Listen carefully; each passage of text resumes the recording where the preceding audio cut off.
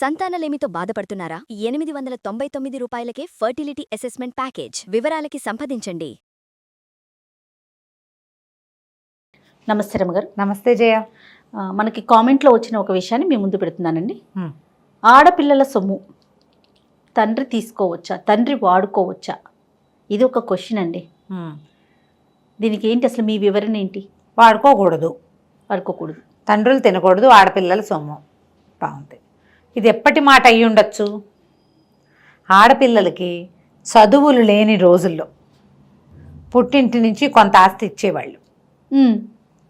లేదా ఆడపిల్లలకి పెళ్ళిళ్ళు అయిపోయిన తర్వాత ఆ భర్తలు గతిస్తేనో లేకపోతే కర్మం తప్పి విడిపోతేనో వాళ్ళకి ఏదైనా కొంత సొమ్ము ఏర్పరిచేవాళ్ళు. మనోవర్తి అనేవాళ్ళు దాన్ని. మనోవృత్తి ఇష్టారాజ్యంగా చేసుకోవచ్చు అని. ఆ మనోవర్తి సొమ్ముని తండ్రులు వాడుకోకూడదు, తప్పు. పిల్లలు బతకడం కోసం ఇచ్చింది ఒకటి. పుట్టింటి పేరు నుంచి పసుపు కుంకాల కింద ఆడపిల్లలకి కొంత ఆస్తి ఏదైనా ముట్ట చెప్పేవాళ్ళు. అవునవును. చిన్నదే, ఎక్కువ ఇచ్చేవాళ్ళు కదా, వాటా కాదు. అది కూడా తండ్రులు ఇచ్చిన దాఖలాలు పాత రోజుల్లో లేవు జయ. హెచ్చుగా ఆ తల్లులకి పుట్టింటి నుంచి వచ్చినవి స్త్రీధనం అంట. స్త్రీధనం. ఆ స్త్రీధనం అమ్మాయికి దక్కేది. అమ్మమ్మ నుంచి అమ్మకి, అమ్మ నుంచి కూతురికి, అట్లా కూతురు నుంచి మళ్ళీ వాళ్ళ కూతురికి. ఆడపిల్లలకి పసుపు కుంకాల కింద నా పొలం ఇచ్చుకుంటా, నా పొలం మీద దైవేజు నా పిల్లకే అని. ఎందుకంటే ఆడపిల్లలకి ఆస్తుల్లో వాటాలు ఇచ్చేవాళ్ళు కాదు అప్పట్లో. పిల్లలకి చదువు సంధ్యలు ఉండేవి కాదు. ఇది ఎప్పటి మాట? కొన్ని ఏళ్ల క్రితంది. ఇప్పుడు ఒక 50 ఏళ్ల నుంచి, ఇంకా 70 ఏళ్ల నుంచి కూడా చదువుకుంటున్నారు. నేను 50 అని కూడా క్లియర్గా ఎలా చెప్తున్నానంటే, నేను పుట్టే నాటికే మా అక్కయ్యలు డిగ్రీల్లో ఉన్నారు. 50 ఏళ్ల క్రితం. అప్పటికి వాళ్ళకి సీనియర్లు బోల్డ్ మంది ఉన్నారు. ఆడవాళ్ళు ఉద్యోగాల్లో ప్రవేశించిన వాళ్ళు కూడా ఉన్నారు. ఇప్పటికి 60-65 సంవత్సరాల నుంచి స్త్రీలకి ఉద్యోగం ఉంది. ఈ రోజునేమైంది? ఖచ్చితంగా ఉద్యోగం తప్పదు. అప్పుడు కొంతమంది చదువుకునే వాళ్ళు, కొద్ది మంది ఉద్యోగాలు చేసేవాళ్ళు. ఆడపిల్ల కష్టపడి సంపాదిస్తుంటే తిని కూర్చుంటావా అలా అనేవాళ్ళు. తండ్రులు తీసుకోకూడదు వాళ్ళ సొమ్ము. క్రమంగా ఏమైంది? అప్పుడు చదువుకి ఇంత ఖర్చా, ఇంత ఇదే అమ్మ, ఏమీ లేదు. ఏదో BAలు, BComలు, BScలు చదువుకునేవాళ్ళు. మా 10th క్లాస్, మా ఇంటర్మీడియట్ నాటికి అమ్మాయిల్ని కూడా ఇంజనీరింగ్ చదివించేది కొంచెం వచ్చింది. అమ్మాయిలు అక్కడక్కడ డాక్టర్లు అయ్యేవాళ్ళు. అప్పుడు కూడా శక్తికి మించి ఖర్చు కూడా అయితే పెట్టేవాళ్ళు కాదు ఆడపిల్లలకి. మగపిల్లలకైతే ఎక్కడైనా పెట్టి వాడు, ఎందుకంటే సంసారాన్ని ఈదాలి కాబట్టి. నా నా నా జనరేషన్ నాడు కూడా ఆడపిల్లలకి ఖరీదైన విద్య లేదు. కాలేజీ సీటు, మంచి కాలేజీ, పిల్ల బాగా చదివి ఊళ్ళో ఉన్న కాలేజీలో ఇంజనీరింగ్కో MBBSకో సీట్ వస్తే పంపించేవాళ్ళు తప్ప వాళ్ళ చదువుల మీద బాగా ఖర్చు పెట్టిన దాఖలాలు నా జనరేషన్లో కూడా లేవు. జరగల అట్లా. అప్పుడు కూడా ఆడపిల్ల డబ్బులు తీసుకోకూడదు అన్న ఫీలింగ్సే ఉండేవి. క్రమంగా నా తర్వాత జనరేషన్స్లో ఇద్దరే ఆడపిల్లలు ఉన్నవాళ్ళు. నా జనరేషన్లో నా ఫ్రెండ్స్లో చాలామంది 2 ఆడపిల్లలు, 1 మగపిల్లాడు. నా 3 ఆడపిల్లలు, 1 మగపిల్లాడు. 4 ఆడపిల్లలు, 1 మగపిల్లాడు. 5 ఆడపిల్లలు, 1 మగపిల్లాడు. ఇలా కూడా ఉండేవాళ్ళు. ఇప్పుడు ఈ మగపిల్లాడిని ఎక్కించడం కోసం ఆడపిల్లలకి అసలు అప్పుడు చదువులా ఉద్యోగాలు ఏముండేవి? ఇది ఒకళ్ళని నిజేయటం కాదు, కాలంతో ఇలా వెళ్తూ ఉంటుంది అంతే. మా క్లాస్మేట్స్లో ఎంతమందో 3 మగపిల్లలు, 4 ఆడపిల్లలు.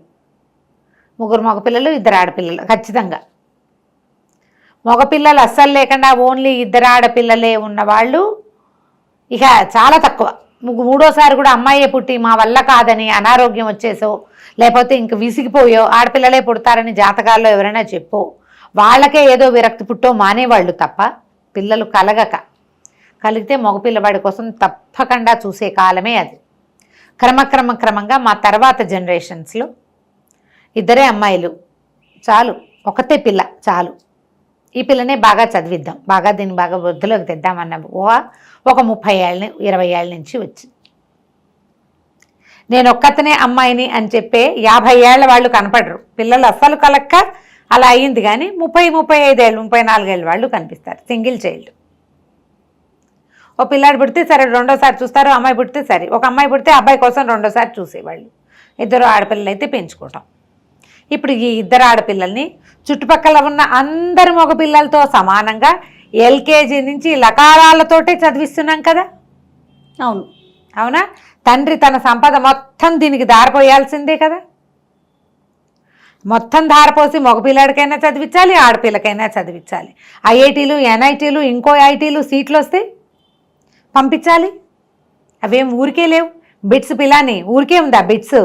బిట్స్ ఎంత గొప్ప జయ. ఆ చిన్నప్పుడు పిలాని అంటే అదొక భూతల స్వర్గంలాగా ఉండేది. మా క్లాస్మేట్స్లో ఒకటి ఇద్దరికి రాలేదనుకుంటా, మా వాళ్ళల్లో ఎవరికి పిలాని వెళ్ళలేకపోయామని దిగులు పడి తెచ్చేవాళ్ళు. పిలాని చాలా గొప్ప. అవును. వాడెవడో ఒకడు పిలానీలో చదివాడంటే వాడు కింగ్. ఎంబీబీఎస్ చదువుతున్నారంటే వాళ్ళు మనుషుల్లా కాదు, వాళ్ళు దేవపురుషులు. వాళ్ళు ఏమంటారు, మళ్ళీ విచిత్రంగా కనపడేవాళ్ళు, నుంచి వచ్చినట్లే, దిగొచ్చినట్టే అలాగే కనపడేది. ఇప్పుడు అందరికీ అవకాశాలు వచ్చినాయి, డబ్బు పెరిగింది.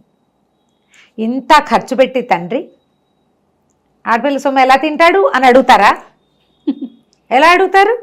ఇద్దరు ఆడపిల్లలే అన్నారు కదా గారు. నేను ఇంకొక విషయం చెప్తా. ఇద్దరు ఆడపిల్లలే కదా, ఒక ఆడపిల్ల ఒక మగపిల్లడు ఉన్నా కూడా చదివి ఈ రోజుల్లో ఇద్దరిని సమానంగానే చదివిస్తున్నారు. అలాగే అదే ఆ మాట కూడా. ఇద్దరు పిల్లలు ఉంటే అబ్బాయి ఎంఐ దీనికి ఐఐటికి, అమ్మాయి బిట్స్ పిలానికి వెళ్ళిన వాళ్ళు కూడా ఉన్నారు మా ఫ్రెండ్స్ లో. అంతే. పిలానికి నిజానికి బిట్స్కి ఐఐటీల కంటే ఎక్కువ ఖర్చు అవుతుంది, ఫీజు చాలా ఎక్కువ.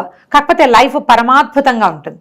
ఇంత అద్భుతమైన లైఫ్కి దారి చూపించి ఆ ఖర్చంతా పెట్టి తన భుజాల మీద పిల్లని మోసిన తండ్రికి హక్కు లేదని ఎవరైనా ఎలా అనగలరమ్మా?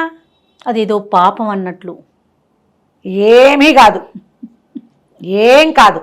ఆ అమ్మాయి సంపాదన మీద పూర్తి హక్కులు పేరెంట్స్కి ఉంటాయి.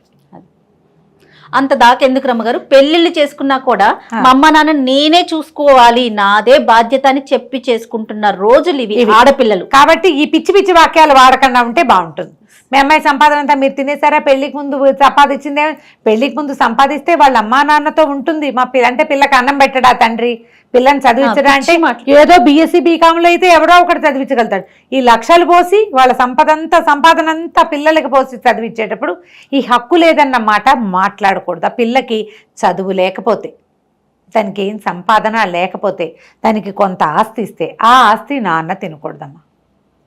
అలా కాకుండా కొడుకులతో సమానంగా కూతుళ్ళని కూడా పైకెక్కించే బంగారు నాన్నలున్న కాలం ఇది. అవును, బంగారు పేరెంట్స్. ప్రపంచం అట్లా మారింది. ఇది మంచిగా చెడుగా ఆడని మగని సమానంగా చూడాలి. అలాంటి దిక్కుమాల చర్చలకు దిగను నేను. వీటిలో పెట్టద్దు అసలు. చర్చ కాదు అసలు. నేను ఆ చర్చకు దిగను, దిక్కూడదు అసలు. అసలు ఈ అంశంలో చేర్చాల్సిన విషయమే కాదు అది. ఇంత ఎక్కించిన తర్వాత అమ్మాయి వాళ్ళని చూడాలి, వాళ్ళకి సహాయం చేయాలి, వాళ్ళని సపోర్ట్ చేయాలి, వాళ్ళకి మారల్ సపోర్ట్ ఇవ్వాలి, ఫిజికల్గా సపోర్ట్ చేయాలి, ఫైనాన్షియల్గా సపోర్ట్ చేయాలి. అన్ని రకాలుగా ఆ అమ్మాయి వాళ్ళకి సపోర్ట్ చేయవలసిందే. చేయకుండా కుదరదు. అమ్మా నాన్నలకి చాలా బాగుందనుకో, పిల్ల ఏమి ఇవ్వాల్సిన పని లేదు, వాళ్ళు ఆశించరు. ఒకవేళ లేదు, వాళ్ళు కష్టపడి ఈ పిల్లలకి ఎక్కించిన తర్వాత అందులో ఫలసాయం మాకు కావాలని వాళ్ళు అనుకోకూడదంటాను. తప్పు కదా. పిల్లని పీడించద్దు, దాని పెళ్లి పేరెంట్ అని చేసి అమ్మాయి సపోర్ట్ తీసుకోవాలి. వీళ్ళు సపోర్ట్ తీసుకోకూడదు, ఆడపిల్లల సొమ్ము తినకూడదు అనే పాయింట్కి మాత్రం నేను ఒప్పుకోలేను జయ. నా ఆలోచన అయితే అదే. ఇంత ఎక్కిచ్చాక చచ్చి ఎక్కించిన తర్వాత పెళ్ళిళ్ళకి ఎంతంత ఖర్చులు పెడతారు. మరి ₹1 వెనక్కి వచ్చేది ఉండదు, అందులో వేస్టే. అంతే. పోనీ పిల్ల తిన్నట్టు నేను అదే అనుకుంటే ఇంత ఖర్చు ఎందుకు పెడతారు? శుభ్రంగా పిల్ల పేరుని బ్యాంకులో పడేయకూడదా వీళ్ళు? ఇదంతా అనిపిస్తుంది నాకు. ఇంత ఖర్చా అనిపిస్తుంది. 2,000 మందిని పిలిచేస్తారు భోజనాలకి. 800, ₹1,000, 2,000 ప్లేటు. ఎవరిదో పెళ్లికి వెళ్ళాం మేము. తినదట్టు లేదు, పారేసినట్టు లేదు. ఆ కథ ఏమిటో మరి. అసలు కడుపు నిండినట్టుగానే లేదు. ఎన్ని రకాలో, ఎంత పిచ్చో, ఎంత భ్రమో, ఎంత ప్రదర్శనో. ఇంత చేసి ఏ హక్కు లేదు ఆ పిల్ల మీద. ఏ గొప్ప కోసం చేస్తారు? అలా అనకూడదు. ఇంత కష్టపడి గనక తండ్రులు ఎక్కించి ఉంటే, అలాగని నాన్నలు ఏ బాధ్యతారాహిత్యంగా ఉండి పిల్లలే కష్టపడి వాళ్ళ తంటాలు పడి వాళ్ళు చదువుకుంటే మాత్రం ఆ నాన్నకి హక్కు ఉండదు. సందర్భాన్ని బట్టి మాట్లాడాలి. కరెక్ట్ అండి. నాన్నకి మారల్ సపోర్ట్ ఇవ్వచ్చు పిల్ల, అంతేగాని దాని సంపాదన మీద నాన్నకి ఏ హక్కు ఉండదు. అలా ఉండకూడదు. అది కరెక్ట్గానే కాదు. నువ్వు చేసిన దాన్ని బట్టి కదమ్మా. అంతేగా. ఒక చేసిన దాన్ని బట్టి, ఓ తీగ దానికి చక్కగా పందిరేసి, దాన్ని పైకి పాకిచ్చి, దానికి ఎరువులేసి, దానికి చీడపీడ అన్నీ తీసేసి సెక్యూర్డ్గా నువ్వు పెంచితే నీకు సాయం. నువ్వు ఊరికే నేను మొక్కేశాను కదా దాని మీద నాయన అనుకో, నాది అంటానికి కూడా లేదు. వీలు లేదు. తండ్రుల బాధ్యత కొంత ఉంటుంది ఆడపిల్లలకైనా. yes. కాస్త మంచి చెడు కనుక్కోవాలి, అంత మాత్రం చూడాలి, కానీ హక్కులు ఉన్నాయని అనుకోకూడదు. అలాగని ఇంత కష్టపడి చేసి వాళ్ళకి ఇంకో ఆసరా లేనప్పుడు ఆడపిల్లల డబ్బుకి ఆశపడతావా అని పిచ్చివాగుళ్ళు అత్తగారులు మొగుళ్ళు అక్కడ ఉంటే బాగుంటుంది. అంతే. తెలివిగల మాటలు కావవి. లోకంలో ప్రతి వాళ్ళు ఇప్పుడు ఏంటంటే ప్రతిదీ కూడా జయ మనకి ఫర్గా మాట్లాడుకుంటాం. ఇది ఒకటి తయారైంది కదా, మనకి ఫర్గా మాట్లాడతాం, మన పరిస్థితులను బట్టి మాట్లాడతాం అంతే. ఇప్పుడు నీకేమి ఆడపిల్లలు లేరు కాబట్టి, నీ దగ్గర అమ్మాయిలు లేరు కాబట్టి అలా అనేస్తావు. నీకేం ఒక కూతురుంటే నువ్వు అంటావా? ఎలా అంటావు అలాంటి మాట? ఆలోచించావు? మా పిల్లని నేను కష్టపడి చదివించాను, మా పిల్లని మేము కష్టపడి చదివించాము అన్న మాట మాట్లాడని పేరెంట్స్ లేరు జయ. ఇప్పుడు లోన్ పెట్టి చదివించాం, ఉద్యోగం చేస్తే కొంత లోన్ మరి తీర్చుకోవద్దా? మరి అమ్మాయి లైఫ్ అంతా అనుభవిస్తుంది కదా దాన్ని. లోన్ భారం పేరెంట్స్ మీద వేయకూడదనే బంగారు కూతుళ్ళు ఉన్నారమ్మా ఇప్పుడు. నా పెళ్లి భారం మా అమ్మ నాన్నల మీద పడేయకూడదు, ఇంత బరువు వీళ్ళకి ఇవ్వకూడదు, వీళ్ళని సపోర్ట్ చేయాలి. అవునండి, ఆడపిల్లలు చక్కగానే ఆలోచిస్తున్నారు. దాన్ని సపోర్ట్ చేసే మగపిల్లలు ఉన్నారు. ఈ ఇద్దరిని సపోర్ట్ చేస్తున్న అత్తగారులు కూడా ఉన్నారమ్మా ఇప్పుడు కూడా. ఇప్పుడు ఉన్నారు రమ్మగారు. ఇప్పుడు నేను ఈ మాట నేను చెప్పగలుగుతున్నానంటే నేను చూసేగా చెప్తున్నా. అదే వాళ్ళు సపోర్ట్ చేస్తున్నారు. ఆ పిల్లని లోన్ పెట్టి చదివించారు, లోన్ అమ్మాయి తీర్చుకోవాలి కదా అనుకునేవాళ్ళు. మార్పు అయితే వచ్చిందండి, వచ్చింది. ఈ వెనకబడిన ఆలోచనలు చేయబోకండి. రైట్. మీరు కనుక ఇలా సపోర్ట్ చేస్తే ప్రపంచం బాగుంటుంది. మీతో ఉన్న కోడళ్ళు, సమాజం అమ్మా నాన్నలు కూడా సంతోషంగా ఉంటారు. వాళ్ళని సంతోష పెట్టండి. ఈ డబ్బుతోటే ఏమైపోయింది? ఏమీ లేదు కదా, మనుషులతోటి కదా అంతా ఉంది. డబ్బు ఎంత అవసరమో మనుషులు అంతకంటే అవసరం కదా. అవునండి, అవును కదా, దాన్ని ఆలోచించి మాట్లాడుకోవాలి అంతే. తప్పకుండా రమ్మగారు, చాలా మంచి విశ్లేషణ, చాలా బాగుంది. నమస్తే అండి. నమస్తే.